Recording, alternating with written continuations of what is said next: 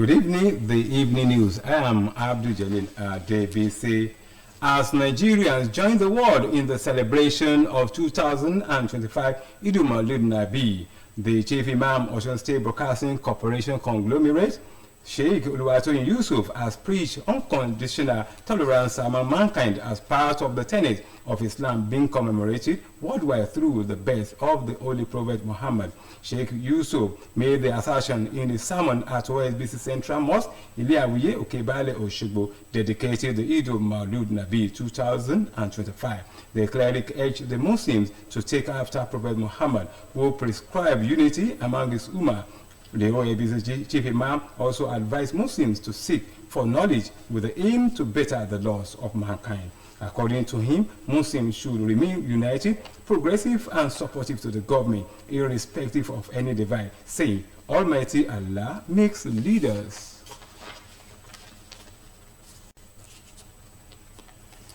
Osun State Governor Senator Adeleke has commissioned the Farmers House and flag off the free distribution of agricultural input to over 300 rice farmers across the state. Speaking at the event, the governor reaffirmed his administration's commitment to revitalizing the agricultural sector, describing the completion of the All Farmers Association of Nigeria (AFAN) House as a landmark achievement in Osun's agro-industrial transformation agenda.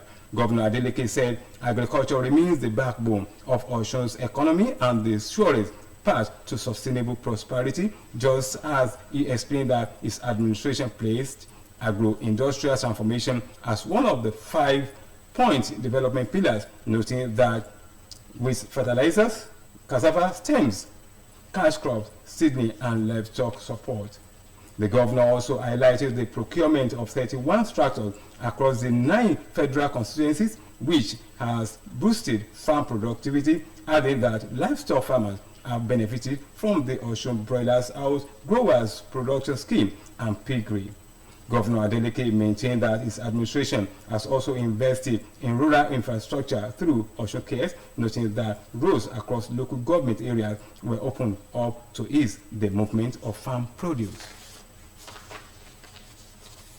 Also, Osun State Governor Senator Adeleke has pledged stronger support for road safety as he was decorated patron of the Special Marshal of the Federal Road Safety Corps in the state.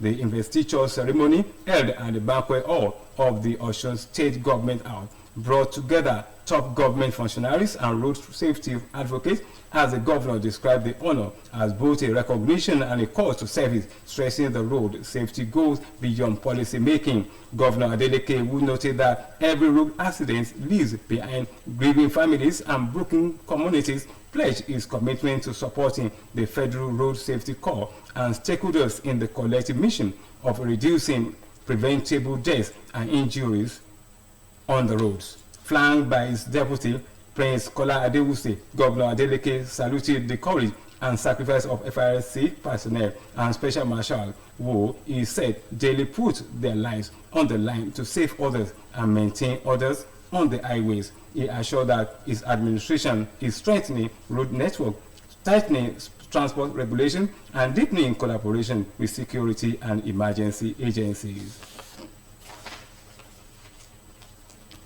The Trade Union Congress has vowed to reject the National Assembly to remove labor matters, including the minimum wage, from the exclusive legislative list to the concurrent list, where states will determine their workers' wages.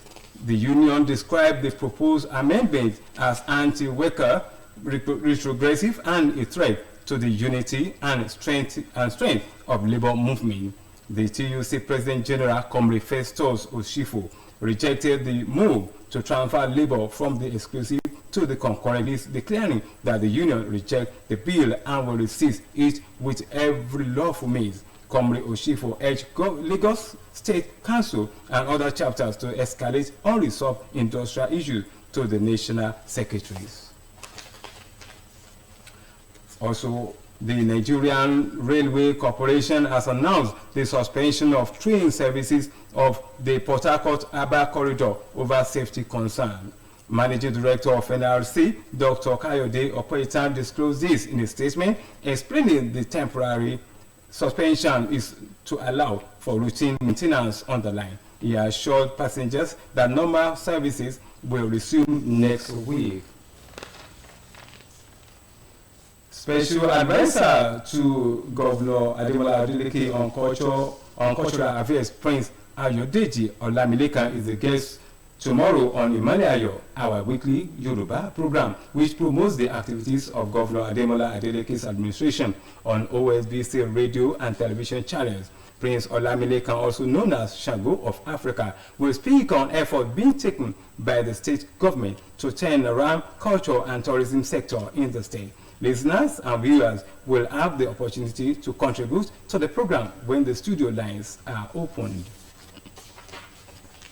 And coming from the sport arena, the Nigeria Olympic Committee has confirmed that the Nigerian Basketball Federation is on a course to conduct its election next year. According to the National Sports Commission, the NOC clarifies that all constitutional issues previously associated with the basketball body has been resolved, including pending petition regarding Nigeria Basketball Federation Constitution, and the Federation should be free to conduct the elections. The Olympic body also shed light on the status of other nations' sports federations ahead of their election. It disclosed that 13 federations have met the requirement of securing approval for their constitution from their respective congresses and international federations. Asia and European markets have advanced in line with a global equity rally ahead of the United States of America jobs report that will give insight about the Federal Reserve next month on interest rates. A frenzied sell of Chinese stock, meanwhile, slowed over a report of a regulatory clampdown. The global bond market also eased after yields had jumped on concerns over mounting government debt. London, Paris, and Frankfurt were having a fair time of it, trading up at the open today. Across the pond, investors will be looking forward to U.S. government jobs data due today to cement rate cut bets. And that ends the evening news on OSBC television. Do join us at 7 for the major report. Good evening.